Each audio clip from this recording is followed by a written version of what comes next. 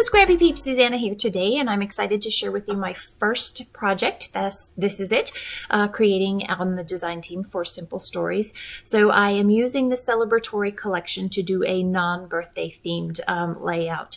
So the idea behind the collection was to be able to use a celebration collection for any type of celebration. So not just a birthday, but maybe a retirement or an occasion like this where she is celebrating that she got into specialty centers, or they're kind of like magnet schools.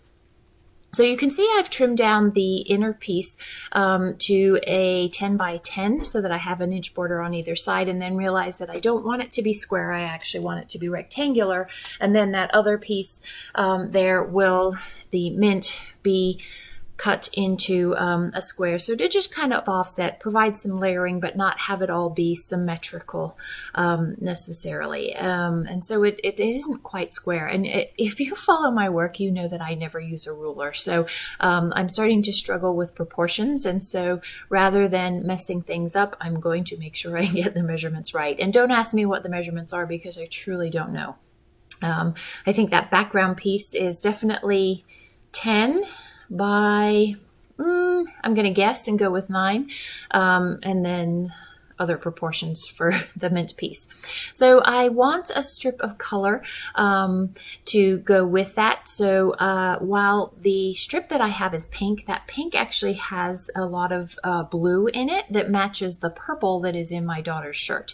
And so I'm not sure if you noticed, but I pointed to the big puffy foam sticker, yay, and that is where I got my color palette from. And I had actually intended, so you can see that yay, the AY exclamation point, that's where I got my color palette from, and chose to work with those colors.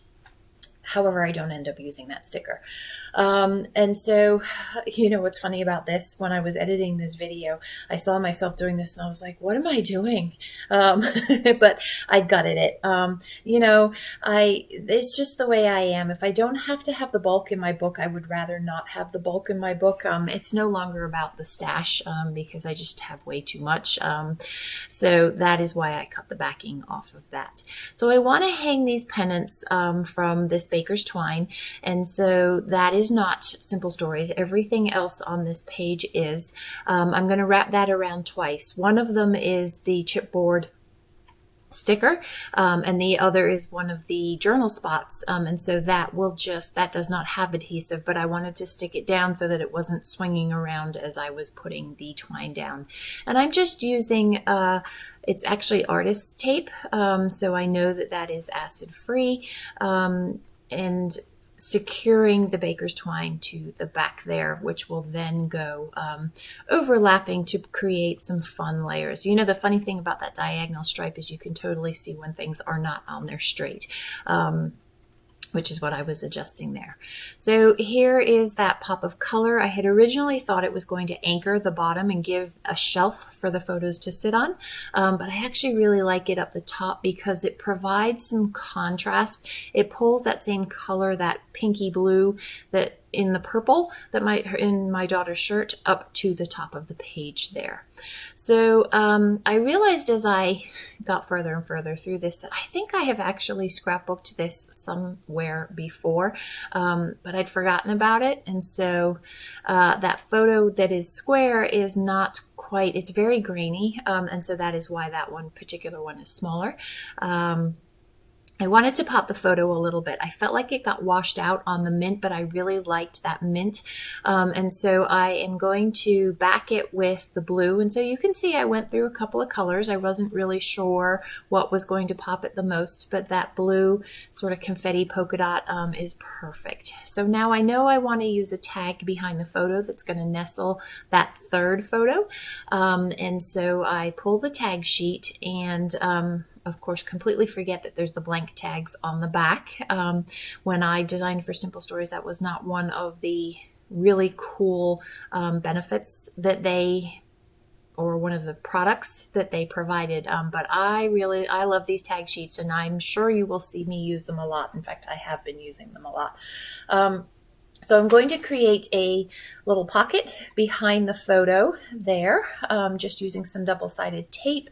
And it's not precise, and it gives the tag room to wiggle, as you can see there behind the photo. If I had really wanted it to stay at that angle, I could have changed the direction of the tape, but I just wanted freedom of the tag to fit behind the photo there.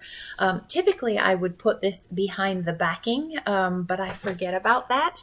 So you'll see me jam it actually behind the backing, because that is what I would typically do. But I had already adhered. I'm not sure why I did it that way. I actually really like it that way better. In fact, I could have put a second tag behind it and layered up the tags, would have been really cool. Just food for thought if you are recreating this layout. Or inspired by it, or looking for other ways that you can improve designs. Layered tags behind there would have been pretty cool, behind each layer. So one behind the photo like I've got, and then one behind the background layer. So I want to pop a yellow in this because that is also one of the colors, but I don't want the yellow to be over, I don't want too much yellow in it. It's playing a support role. Unlike the pink, the mint, and the blue, they're playing major roles in the color palette there. So that pink tag is going to go behind that second square photo, and that pretty much forms the foundation of the page. Now it's just embellishing it.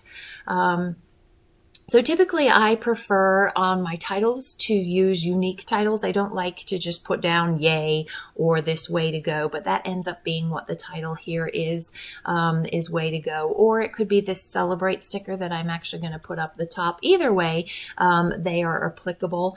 And in many ways, you'll see what that ends up being the pop-up title. So there's that yay that I was referencing that I pulled the color palette from that I thought was going to be on the page, but doesn't make it.